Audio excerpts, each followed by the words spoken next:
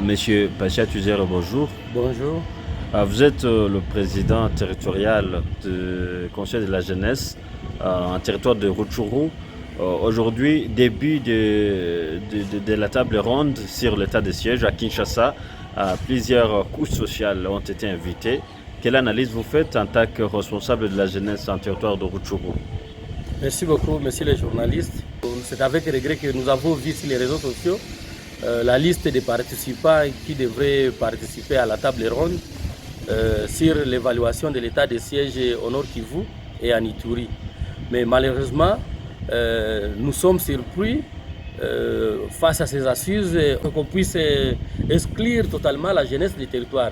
Donc tous les représentants des jeunes de chaque territoire, Masisi, Nyiragongo, Walikale, Rutshuru, Beni, Butembo, ils ne sont pas invités à ces assises. Même les associations de jeunes, ils ne sont pas invités. Les mouvements des jeunes de chaque territoire, ils ne sont pas invités à ces assises. D'ailleurs, nous avons l'inquiétude, nous sommes en train de douter des résultats qui vont sortir de ces assises. Des villes démographiques, la jeunesse occupe presque 70% de la population. Donc, c'est une couche qu'il ne fallait pas négliger à ces assises-là.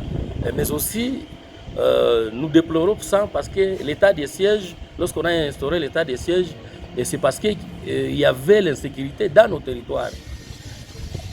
Justement, avec l'état des sièges, on avait nommé des administrateurs militaires et les administrateurs policiers.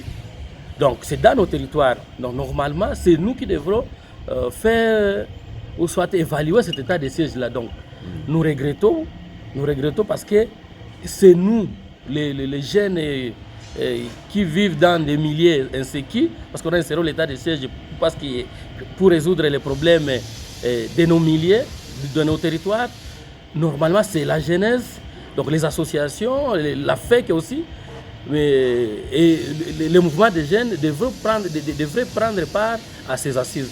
Mais, chose drôle, apparemment ils veulent venir peut-être nous imposer une décision qu'ils auraient prise au niveau de Kinshasa. Parce que nous avons constaté que bon nombre de gens qui sont invités à ces assises-là, ce sont des femmes et d'autres personnes de la ville de Goma. Alors que l'état de siège, on l'avait instauré parce qu'il y avait des problèmes au niveau de nos territoires. Notre crainte, c'est les résultats qui vont sortir de ces assises. Et nous nous demandons pourquoi on a exclu les jeunes des territoires, pourquoi on a exclu la FEC des territoires. Donc tous les activistes et personnes influentes des territoires, on les a exclus dans ces assises. Alors notre inquiétude, c'est les résultats de ces dialogues. On ne sait pas parce que normalement, la décision qui devrait sortir là-bas, ça devrait être une concertation de tout le monde. On devrait se concerter et évaluer très bien les résultats de l'état de siège, soit après ces assises, on devrait décider soit la levée de l'état de siège ou soit la continuité de l'état de siège.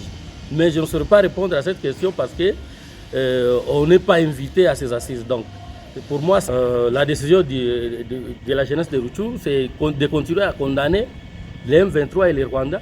Parce que depuis que les M23 est là, le territoire de Rutshuru, l'économie par exemple à Rutshuru a baissé. Depuis que l'M23 est là au niveau de Rutshuru, donc les gens, donc, tout le monde, donc, soit par exemple la population de Rutshuru s'est appauvrie. Nous avons beaucoup de déplacés au niveau de l'Ouganda, nous avons beaucoup de déplacés au niveau de Kanyabayonga, nous avons beaucoup de déplacés au niveau de Goma et au niveau de Nyiragongo. Donc l'entrée du M23, nous avons aussi beaucoup de massacres qui se sont faits au niveau de Rutshuru, à Masisi et à Nyiragongo. Nous avons aussi beaucoup de cas de violation. Donc la vie des civils a baissé totalement au niveau de Rutshuru. Vous dirigez une structure de jeunes. Aujourd'hui, peut-on dire, y a-t-il quelle différence avant et après la proclamation de l'état de siège, monsieur Patient? L'état de siège est venu. Après l'état de siège, normalement l'état de siège devrait nous aider à restaurer l'autorité de l'État. L'état de siège devrait nous aider à restaurer la sécurité dans nos milieux. Mais depuis que l'état de siège est là, l'insécurité continue à persister. Donc peut-être on peut penser que Mais aussi, avant l'état de siège, il n'y avait pas l'M23.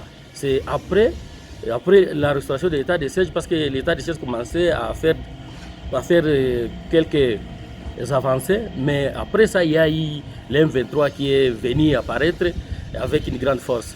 Je vais demander tout d'abord aux participants qui participent à cette table ronde d'être objectifs, de ne pas se laisser manipuler par des politiciens, parce que nous avons appris qu'il y a eu des manipulations pour élaborer les listes des participants. Donc nous demandons à ceux-là qui se trouvent dans cette table ronde-là d'être objectifs et aussi de viser l'intérêt général de la population. Mais aussi, ce qui nous a poussé de dénoncer dans la non-participation de la jeunesse, c'est parce que dans un beau pays où règne la bonne gouvernance, normalement, la jeunesse doit participer à tous les instances de la prise de décision.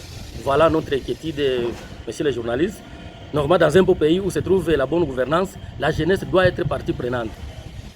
Merci. Monsieur Patient Tuzere, je rappelle que vous êtes le responsable de la jeunesse en territoire de Rutshuru. Merci d'avoir répondu à nos questions. Merci beaucoup.